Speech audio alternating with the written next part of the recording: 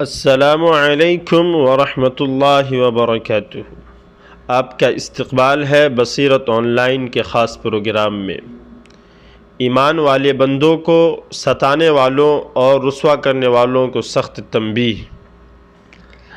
حضرت عبداللہ بن عمر رضی اللہ عنہ سے روایت ہے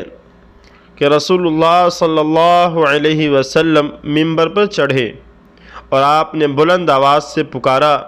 اور فرمایا، اے وہ لوگو جو زبان سے اسلام لائے ہو اور ان کے دلوں میں ابھی ایمان پوری طرح اترا نہیں ہے، مسلمان بندوں کو ستانے سے اور ان کو عار دلانے اور شرمندہ کرنے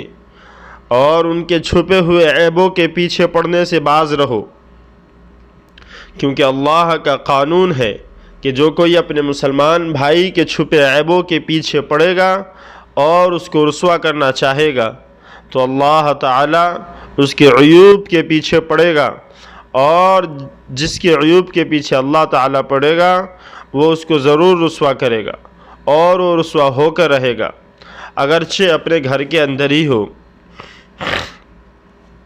جب حقیقی ایمان کسی کے دل میں اتر جاتا ہے تو اس کا قدرتی نتیجہ یہ ہوتا ہے کہ آدمی پر اپنے انجام کی فکر غالب ہوا کرتی ہے،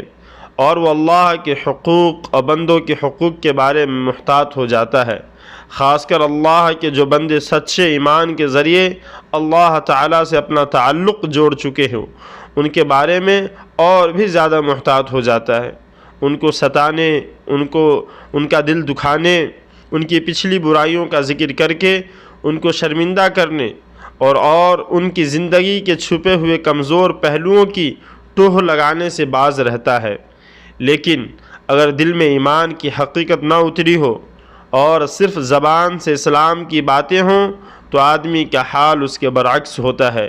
وہ اپنی فکر کے بجائے دوسروں کے عیب ڈھونڈتا ہے، خاص کر اللہ کے ان بندوں کے پیچھے پڑتا ہے جو اللہ کے ساتھ ایمان اور عبدیت کا تعلق قائم کر چکے ہوتے ہیں۔ ان کو لوگوں کی نظروں سے گرانا چاہتا ہے، ان کی غلطیوں کی تشہیر کرتا ہے، ان کو بدنام اور ذلیل کرنا چاہتا ہے۔ رسول اللہ صلی اللہ علیہ وسلم نے اس حدیث میں ایسے لوگوں کو آگاہ کیا ہے کہ وہ اس حرکت سے باز آ جائیں۔ اللہ کے ایمان والے بندوں کو بدنام کرنے اور ان کے مقام کو گرانے اور ان کے چھپے ہوئے کمزور پہلوؤں کو اچھالنے کے مشغلہ کو ترک کریں، ورنہ آخرت سے پہلے اس دنیا میں بھی وہ ذلیل کیے جائیں گے اور ذلت و رسوائی کی مار ان پہ ضرور پڑے گی۔